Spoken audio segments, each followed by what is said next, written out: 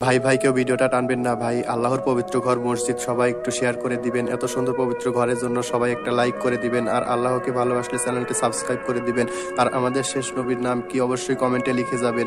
আল্লাহর হুকুম নবীজির সুন্নত মেনে চলবেন। সবাইকে অনেক অনেক ধন্যবাদ ভিডিওটা দেখার জন্য। আসসালামু আলাইকুম। সবাই সালামের উত্তর নেবেন।